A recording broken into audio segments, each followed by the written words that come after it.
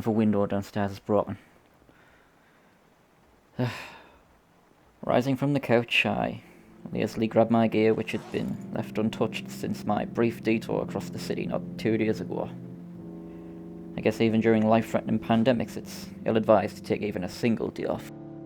I lost the silence clock after my encounter meeting, then killing the second non-infected person I'd met since arriving in Knox County.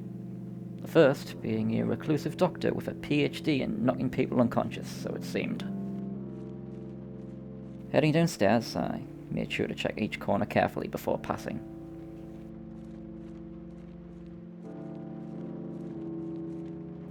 The infected intruders, luckily, had only wandered around the first floor.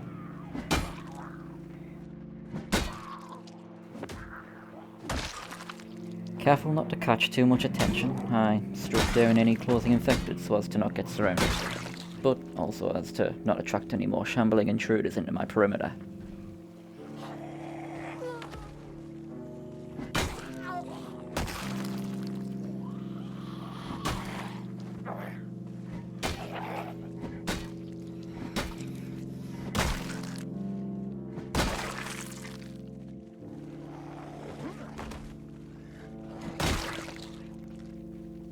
Once they were dealt with, I couldn't continue to hide in my apartment anymore, not with the entrances practically welcoming in any wandering hordes nearby. Perhaps I could find some metal sheets to block the windows, so as to cut off the amount of infected from finding their way in. Not like I had much choice. The cars were doing okay, but still, the infected were finding ways in.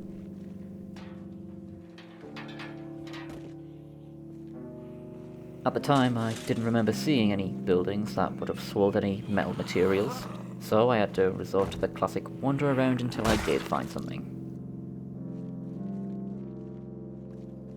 Checking some garages outside, I didn't need to look far before I found a propane torch.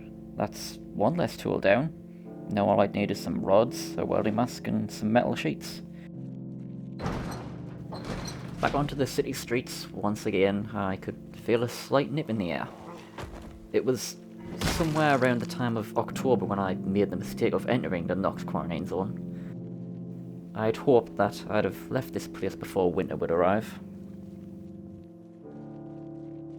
I figured I'd test my luck with that miniature mall I'd searched a few days ago. It had some electrical stuff inside, so perhaps I'd find some metalworking materials too.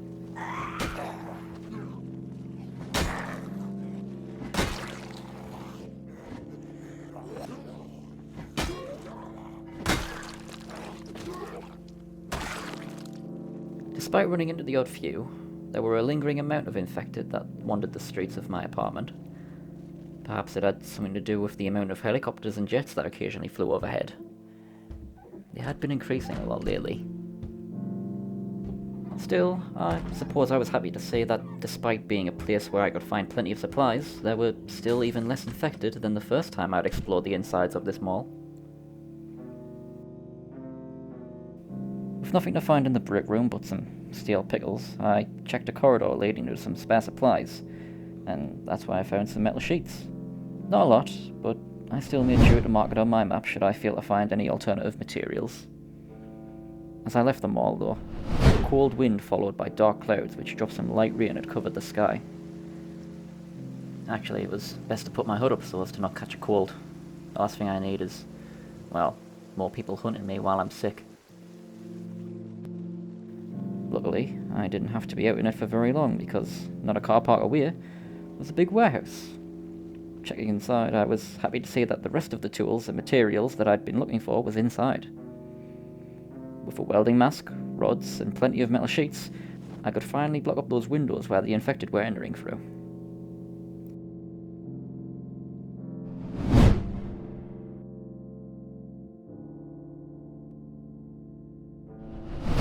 Of course, I couldn't use any vehicles to transport all of the metals and tools, because then, well, infected would climb through the windows. So yeah, I had to carry it all on my back. Arriving back home shortly after I dealt with the infected that was pretending to be dead, that's definitely not going to give me anxiety, I began welding the metal sheets to the windows. This wouldn't stop the infected from breaking in, but it would at least make them consider taking a different path to try and get to me. Hell, maybe they'd even get bored and just move on.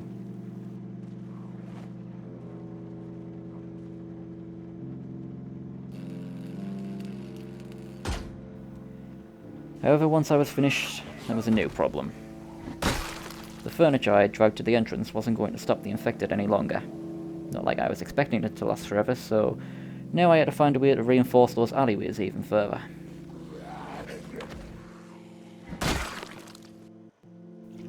Until then, the hill of corpses I had settled my crumbling castle on were starting to smell. If I were in the country, I could just burn them like I did back in Rosewood. But now surrounded by infected, which flooded the streets, I instead had to put on some gloves, a poncho, and began using the second-story window to dispose of them, as well as the ones in the courtyard. A simple corpse pile by the dumpster would have to do.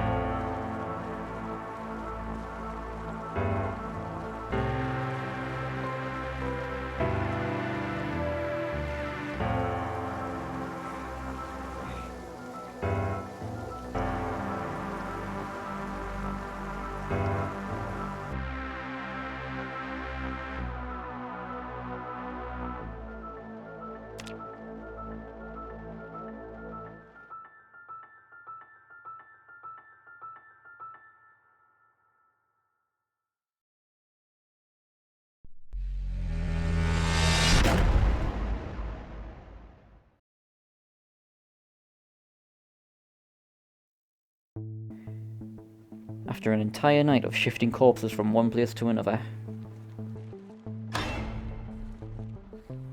until I blocked up those two entrances, I'd still have to put up with the infected wandering around my base.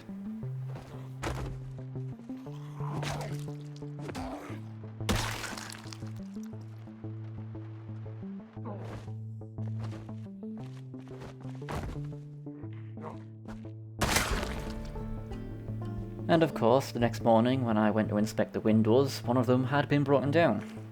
Luckily, using a metal sheet by a broken door, I was able to repair the damage.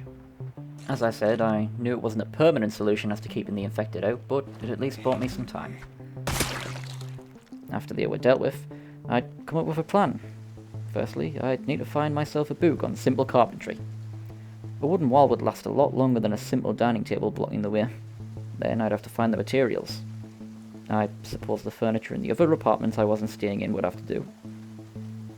Before heading out, I thought that it would be best to at least try and block the entrance, but, of course, couldn't even do that without a moment of peace either.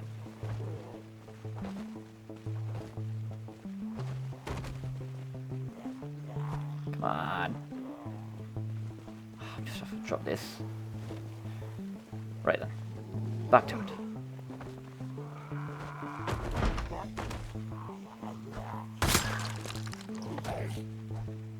There.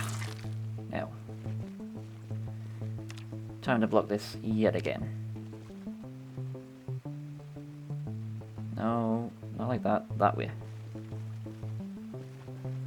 There. No. There.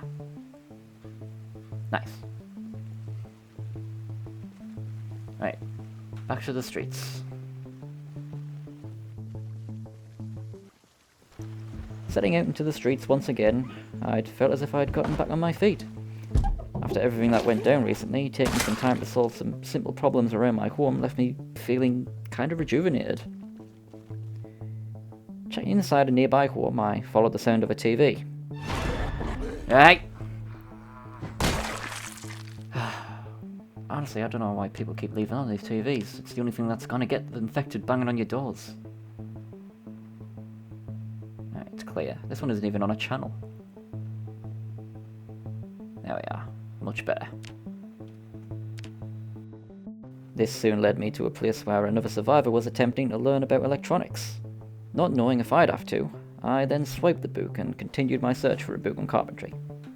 I'm going to take every chance I get to try and take down as many infected as I see. This is the quietest I've seen these streets. And the last thing I want is more infected following me inside while I'm making fortifications.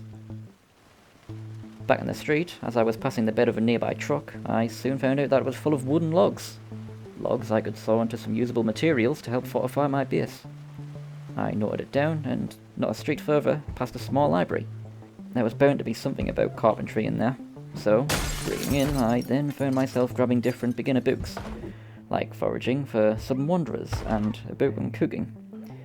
At the back of the library, I eventually found a book on beginner carpentry. Nice. However, my not-so-subtle entry had not gone unnoticed.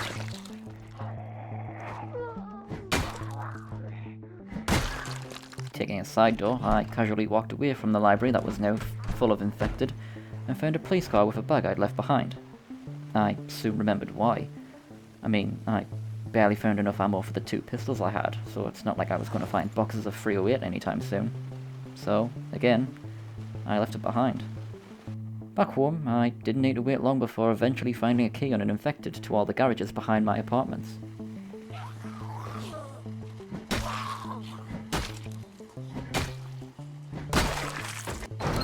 Checking the second one, some tools and boots. Nothing useless, but nothing that exciting. I did, however, make sure to swap the boots out. My ones that I'd been using as stamp-in brains were starting to feel a little bit uncomfortable, so I swapped them out for the black one that was inside a box nearby. Garage number 3, however, had some sports gear inside, so if I'd ever run out of metal pipes, it's nice to know I have some spare bats nearby. Garage number 4 was still lackluster, only having a book on basic mechanics. Still, I made sure to take it because, well, you never know. At some point I might have to learn about basic mechanics. And then there was a distant banging on a door nearby. So, heading outside. Of course, more infected.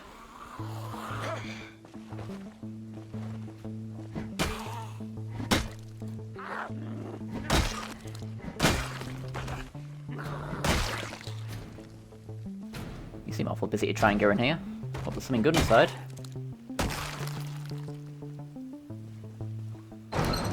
And it's just spare chairs.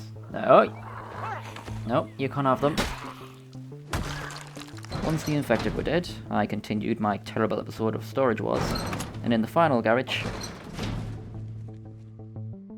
car parts. Well, it wasn't so bad I suppose, but with the evening coming to an end, I headed back to my apartment.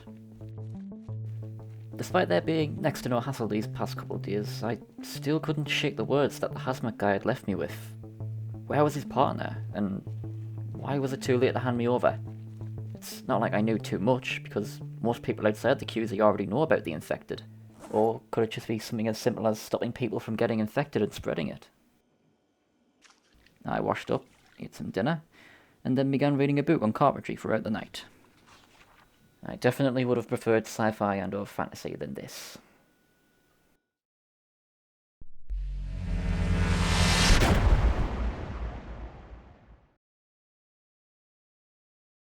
I then spent a good chunk of the next morning taking apart all the furniture in the other apartments, slowly gaining enough experience to eventually feel confident enough to build a decent reinforcement at the entrance of my bases.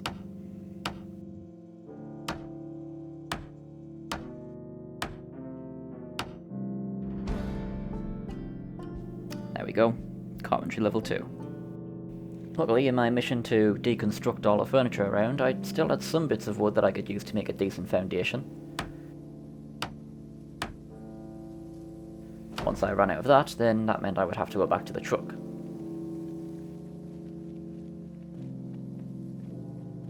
Remembering where I found those logs from the truck the previous day, I collected them, sawed them down, and I had more than enough materials to properly secure my base.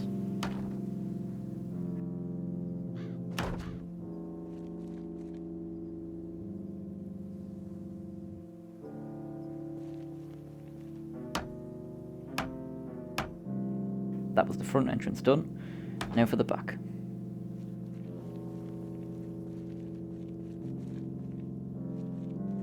Of course, I had to move all the furniture out of the way and check the alley to make sure I wasn't going to get followed. Once I had the wood again, I started the foundation.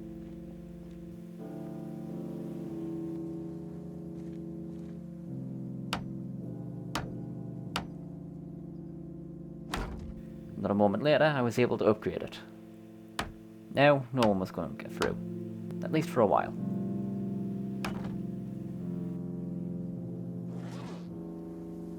With that, an early afternoon's work was done.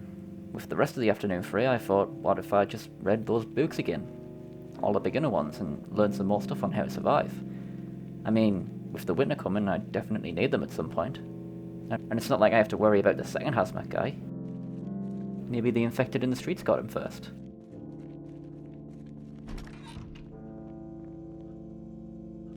After which, I headed back to my apartment, put away my tools, and sat down.